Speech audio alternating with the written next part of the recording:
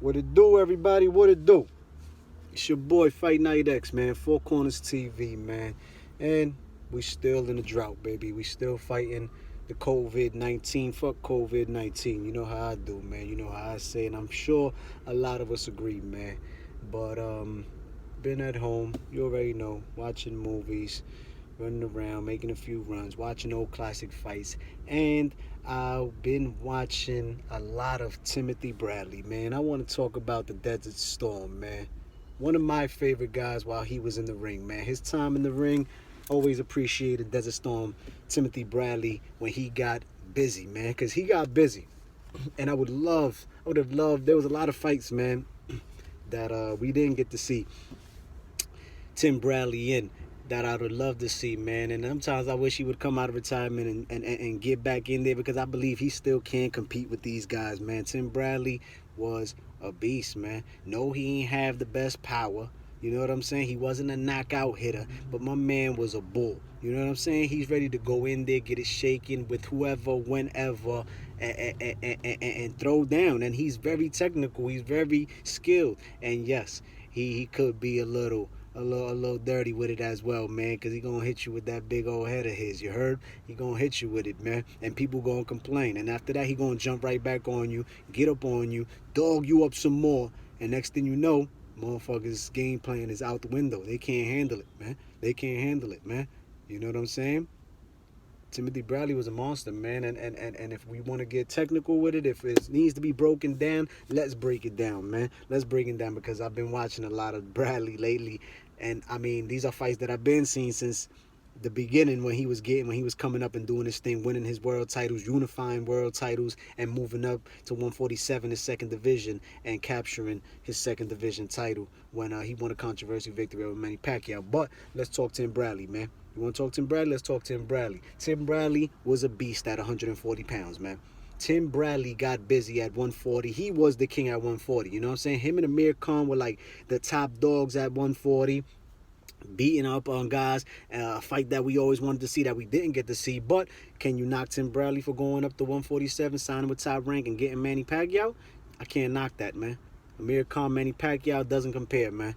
I think he made the right decision. But while he was at 147, he went over to England and beat Junior Witter for the WBC 140-pound championship. He went across seas and won the title out there, right? Then he defends. He defends out here. He defends against Edna Cherry. Edna Cherry, who's a veteran in the sport, who's still around in the sport today, man, and giving dudes tough competition nowadays, man. He defeated Edna Cherry. Boom. Then he came and unified against Kendall Holt. Y'all remember Kendall Holt, Jersey? Y'all remember the Kendall Holt? He used to be down with the New York Giants homeboy, Brandon Jacobs. Brandon Jacobs was his manager or some shit like that. Yeah, Kendall Holt was a big hitter at 147. And when Timothy Bradley went up against him, Kendall Holt was that dude. They unified WBC, WBO, 140-pound championships. Holt ripped him in the first round. We thought it was going to be over right there. What Bradley do? He get himself together and wins every motherfucking round after that. You know what I'm saying? Ain't going to front. I had it, I gave Holt like 3 rounds, you know, because he dropped Bradley again in the last round, in the 12th round. And he won a round in between that. You know what I'm saying? But Bradley unified, took his title. You know what I'm saying? Then he, Nate Campbell bitched up. Nate Campbell is a warrior. He used to get it in as well, man. Tough cookie for anybody to fight. Timothy Bradley ate him up real quick. Yeah, headbutt clash happened. But Nate Campbell didn't want to fight no more. He didn't want to fight, man. He didn't want to fight. Talking about I can't see. He didn't want to fight. He didn't want to fight. That shit became a no contest, which should have just stood a TKO victory for Tim Bradley. Then he goes and he fights Lamont Peterson. Lamont Peterson, the number 1 contender, he was the interim WBO champ at the time, and he was undefeated. He went on and gave Lamont Peterson his first L. Great fight. Action fight by both of them. But Bradley is dog, man. he was in there. You know what I'm saying? And the technique, the skill, the boxing, man. The guy doesn't have the biggest power, but he throws and he throws and he throws. And if you want to stand and fight, then we gonna stand and fight. And if you want to box, then we can box. You want to box, you want to bang, you want to dance, like Pun would say, man. Like, he could do it, bro. He could do it. Gave him his first L. Moved up to 147 in the midst of his reign at 140. Moved up to 147 and fought an undefeated fighter by the name of Luis Carlos Abregu, who was a tough Argentinian fighter. He was undefeated at the time as well, coming off a big victory over Thomas Dulordme, I think it was. And Bradley gave him his first L. He went back down to 140 to fight another undefeated fighter, unified champion Devin Alexander. He had the IBF and the WBC. Him and Bradley unified again. Bradley took his L and took his belts too. Alexander got headbutted. He got popped on. He bitched up. Devin Alexander's my dude. You my guy. I fuck with you all the way, dogs. Much respect always to your career, man. Every time I've met you and seen you, you've always saluted. But you didn't want to fight no more with Tim Bradley, bro. He took the game plan and the fight out of him too. That was another unification. He unified the 140-pound division twice. Two-time WBC champ and WBO champ at 140. Two-time WBC, and he defended that WBO about 4 or 5 times. From there, he defended against, that's when he signed the Top Rank. He was supposed to fight Amir Khan. He ended up signing with Top Rank.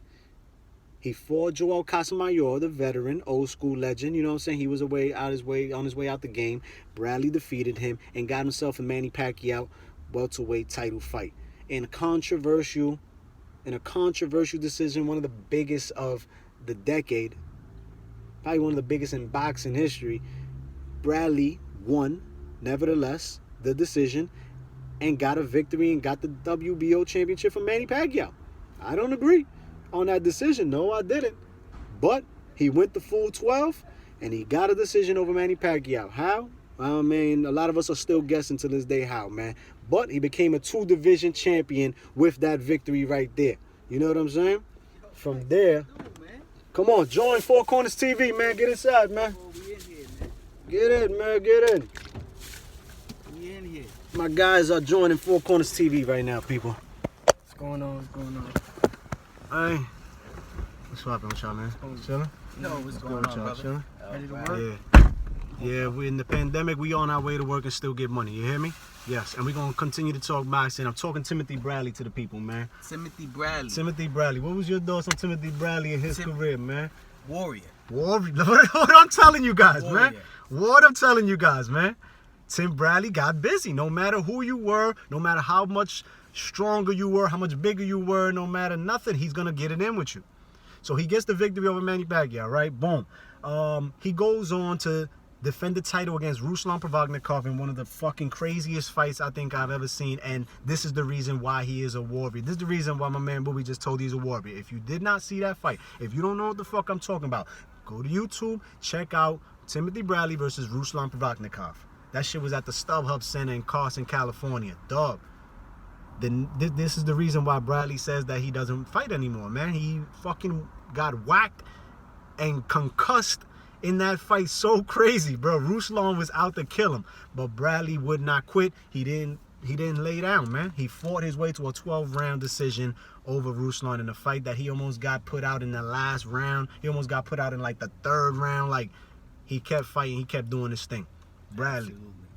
You don't remember he had a concussion after the fight. We had a slur. He was slurred. He slurred. He said that, man. He was like, this is why he called it quits early. Bradley made a lot of money. He got a lot of fights.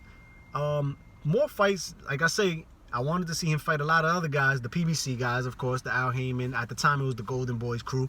But the beef with Top Rank and Golden Boy at the time didn't allow it. But guess what? He went on to fight Juan Manuel Marquez after that, man. And if you know about Marquez, then if all you know about Marquez is the Pacquiao Wars, that might just be enough to know about who Juan Manuel Marquez is. But go check out more about Juan Manuel Marquez. Timothy Bradley beat him too, man. He beat him too in a technical fight and scored himself probably the victory that is going to take him to the Hall of Fame. That's probably the victory that takes him to the Hall of Fame, man. Along with all his other victories. Bradley goes on. He fights Manny Pacquiao 2 more times. He lost both of those. That's the only person that beat Timothy Bradley is Manny Pacquiao. But he goes on to, he lost the title to Pacquiao, got back in the ring. He beats Brandon Rios. He draws with Diego Chavez in a fight that I feel he won. He goes on you got GPS in it, right? Yo, Fresh, you got GPS, man. Y'all know M. Fresh, man. He's smoking a bowl. Ain't no bogeys in the car, man. We don't do those, man. You can light up some bud, but you can't put no bogeys in the car, man. Beat Lamont Peterson too. I told him that he gave Lamont Peterson his first L. Yep. He gave Lamont Peterson his first L. He regained the welterweight championship, giving Jesse Vargas his first L in a fucking crazy fight as well, in which he was hurt in the last round, but everybody says, oh, Jesse was about to stop him. I don't believe Jesse was about to stop him. He got himself a victory in that one, a decision on that one, regained the welterweight championship once again. So he's a 2-time welterweight champion. He's a 2-time WBC 140-pound champion and WBO 140-pound champion. The list is crazy, man. You can't knock this guy. He fought 3 undefeated fighters straight, and Peterson, Abrigo, and Alexander gave him all their L's. Also gave Jesse Vargas his first L.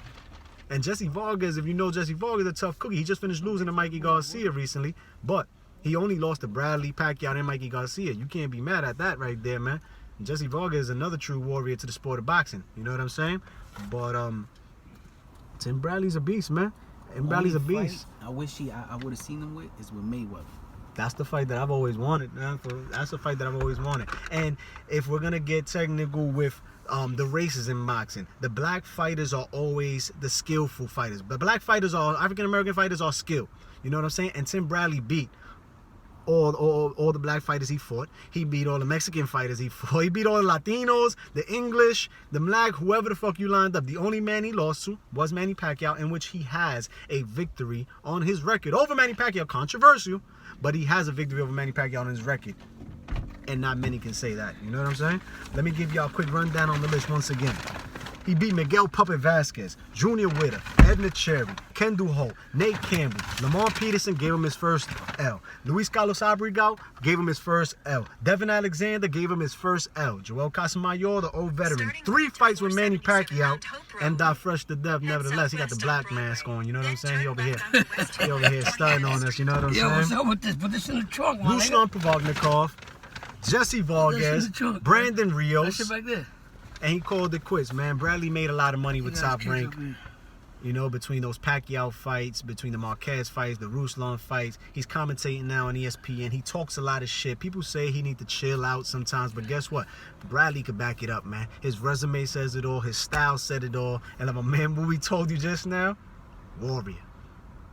Timothy Bradley, man, much respect. I've been watching a lot of your fights through this COVID dry out right now on YouTube, just going back and checking out all the work that you put in the sport. Thank you. Keep talking the shit that you talk on Top Rank Boxing on ESPN. And when we get back to it, it's non-stop. Like I said, I told my people on Twitter, man, when we get back to boxing, please, Top Rank, Golden Boy, PBC, Matchroom. There's no time for warm-ups. We gotta catch up fast. We got to catch up fast. Let's get straight to the action, man. Stack cards from top to bottom. I don't want to see this nigga fight in a warm-up C-class fighter because he's about to get into a unification with Fulano, and then Fulano got hurt, and now the shit is dead, and now he's going to fight another. Nah, let's do it, man. Let's do it. Crawford Spence, Wilder Fury 3, Pacquiao Garcia, whatever y'all want to do. Let's do it, man. It's Four Corners TV, the gang. We about to go get some money. Swan Lake, New York.